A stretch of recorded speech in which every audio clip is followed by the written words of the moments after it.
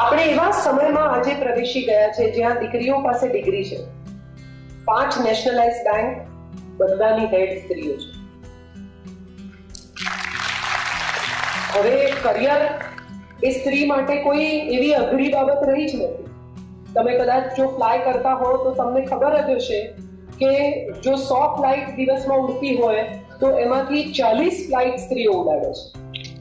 એટલી સ્ત્રીઓ હવે પાયલટ્સ છે, એટલી સ્ત્રીઓ હવે એર હોસ્ટેસીસ છે, એટલી સ્ત્રીઓ હવે બેન્કિંગમાં છે, એટલી સ્ત્રીઓ હવે એનિમેશનમાં છે, એટલી સ્ત્રીઓ હવે ડિરેક્ટર છે.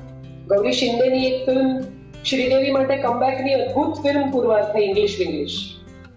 અને એને કહ્યું કે મેં મારી માના જીવન પરથી બનાવી છે. Her mother wanted to learn English and she made a film called English and which was such a beautiful film. એક સ્ત્રી અંગ્રેજી શીખવા માંગે છે, એટલી જ વાર્તાને એને કેટલી સુંદર રીતે બહેલાવી છે. ઝોયા અખ્તરની ફિલ્મ આપણે હમણાં જોઈ. હવે કેટલી બધી વુમન ડિરેક્ટર છે જે લોકો સંવેદનશીલતાથી ફિલ્મોની વાત કરે છે. કેટલી વુમન રાઇટર્સ છે, કેટલી વુમન કમ્પ્યુટર વિઝાર્ડ્સ છે. આપણી પાસે કેટલા લોકો છે કે જે હવે કારકિર્દીમાં ઉત્તમ જગ્યાએ ઊભા છે. અને સૌથી મોટી અથવા સૌથી છેલ્લી વાત જો મારે કહેવી હોય તો મારે એ કહેવી જોઈએ કે આજથી વિપિનભાઈએ પૂછ્યું કે એજ જાહેર કરાય કે નહીં, એટલે કહી જ દઉં કે આજથી 49 વર્ષ પહેલા મારા માતા પિતા એવું નક્કી કર્યું કે સંતાન એક જ હશે, એ દીકરી હોય તો પણ એક જ સંતાન હશે. તો આજથી અડધી સદી પહેલા જે માતા પિતા એવું નક્કી કરી શક્યા કે એક જ સંતાન હશે, દીકરી હોય કે દીકરો હોય, તો હું માનું છું કે મારા મા બાપને કદી પિતાને તો અફસોસ નહીં જ થયો. મારી માને કદાચ હજી 10% એમ થયું હોય કે એક દીકરો હોવો જોઈએ, પણ મારા પિતાને તો નહીં જ થયું હોય કે દીકરો હોવો જોઈએ, કારણ કે એમણે એમના પુસ્તકમાં લખ્યું છે કે મને દીકરો હોત તો મને રૂચ્યું હોત. એટલે હું માનું છું કે દીકરી દીકરા વચ્ચેના તફાવત નકામા છે, પણ એક વાત મારે બહુ સિન્સિયરલી કહેવી છે, અને એ વાત એ છે દીકરીને બહાર લઈ જવાની જરૂર નથી. આ કાર્યક્રમ જ દીકરીનો છે. ભલે નહીં એને પાડવા દો બૂમો. વિચારી જુઓ કે કોઈ સ્ત્રી આવી રીતે બૂમો પાડતી દોડે અહીંયા તો કેવી લાગે. આ એની ઉંમર છે જે કરે છે એ કરવાની. થોડા વર્ષ પછી નહીં કરી શકે આવું. આપણે કરવું હોય તો એ નથી થતું. એટલે એને કરી જ લેવા દો. આ ઉંમરે જ થશે. પછી તો અમને તો બહુ જ ત્રાસ થાય. તો બેસાડી દે એને કલાકો કાર્યક્રમ ચાલે. ખરેખર આવી ઈચ્છા થઈ જાય કે ચીસો પાડીએ એમ, પણ you have to smile and look good.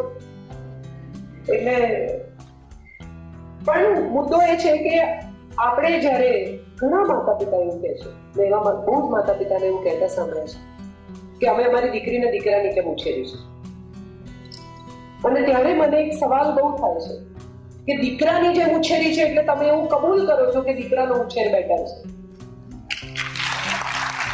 આવું જાણે અજાણે તમે મનોમન પણ માનો છો, અને જે તમે કબૂલ કરો છો કે અમે અમારી દીકરીને દીકરાની જેમ ઉછેરી છે.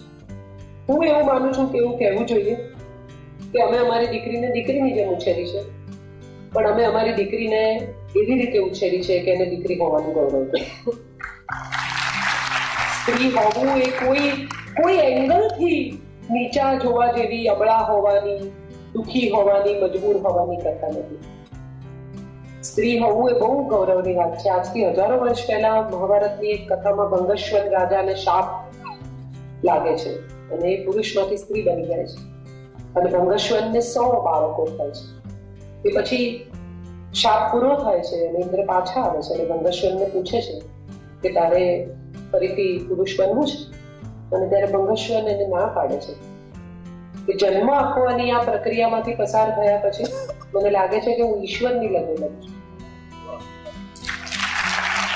હવે આ સ્થાન છોડીને મારે નીચે નથી ઉતરવું. અને હું માનું છું કે સ્ત્રીને જન્મ આપવાની તાકાત આપીને ઈશ્વરે એને પોતાની લગોલગ બેસાડી છે. જીવમાંથી જીવ છૂટો પાડવો એ સહેલી વાત નથી. સ્ત્રીને ધર્મમાં, ઈશ્વરમાં કે બીજી કોઈ પણ બાબતમાં વધારે આસ્થા છે, કારણ કે એને ખબર છે કે એના ઉદરમાં એક જીવ છે. આ જીવ બીજું કોઈ જોઈ નથી શકતું, બીજું કોઈ અનુભવી નથી શકતું, ફક્ત સ્ત્રી અનુભવી શકે છે. અને હું માનું છું કે આપણી અંદર એક જીવ આકાર લેતો હોય અને એની અનુભૂતિ ફક્ત આપણને હોય, એ ઈશ્વર સાથેનો સંવાદ છે. સીધી વાતચીત છે ઈશ્વર સાથે, એનાથી ઓછું કશું છે જ નહીં. આપણે જાણી જોઈને, સમજી વિચારીને, સ્વીકારીને સ્ત્રીને નીચી કરી છે. કેટલી બધી માતા એવી હોય છે કે જે પોતાની દીકરીને એવું શીખવાડે, 13-14 વર્ષની હોય એને, આવા કપડા નહીં પહેરવાના, આમ નહીં કરવાનું, બેકલેસ નહીં પહેરવાનું, કવર કર, આવું કર, રાત્રે મોડે સુધી બહાર નહીં રહે.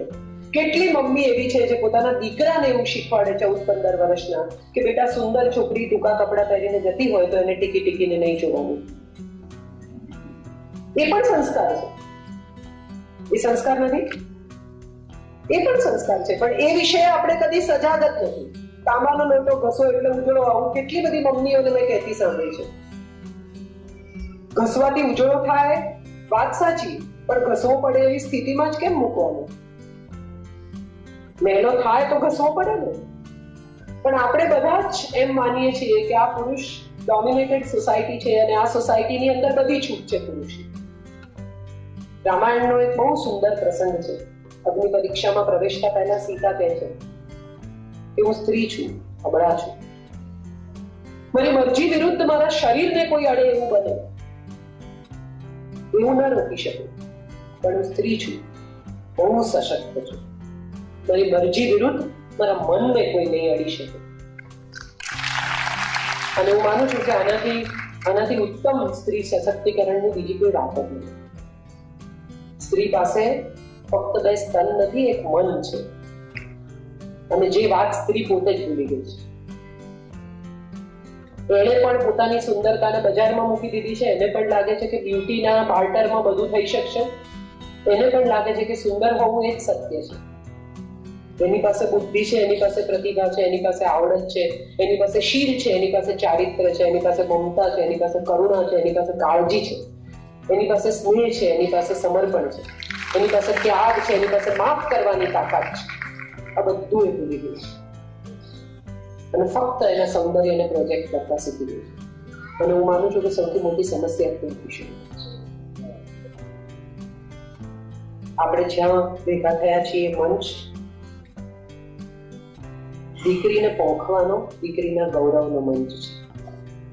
એટલીસ્ટ આપણે તો માતા પિતા તરીકે, વ્યક્તિ તરીકે, સમાજમાં જીવતા લોકો તરીકે એવું નક્કી કર્યું કે આપણે જાતે કે બીજાને સ્ત્રીનું અપમાન નહીં કરવા દેવું.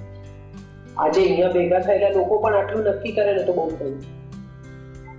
પોતાની પુત્ર વધુનું અપમાન નહીં કરીએ, પોતાની દીકરીને નહીં ખખડાવીએ. 24 કલાક તું છોકરી છે, તારે પાર્કે ઘેર જવાનું છે, તારે આમ કરવાનું છે. એટલીસ્ટ આપણે તો નક્કી કરીએ. સમાજ કોણ બદલે છે? હું ને તમે. બહારના લોકો આવીને કશું નહીં બદલે, એટલું નક્કી છે. એટલે આજે ભેગા થયેલા લોકો પણ જો આટલા નક્કી કરે તો બહુ છે. એકોસ્યમ બહુશ્યામી, એક છું તો બહુ થાઉં, આવું નક્કી કરીને ઈશ્વરે જીવની રચના કરી.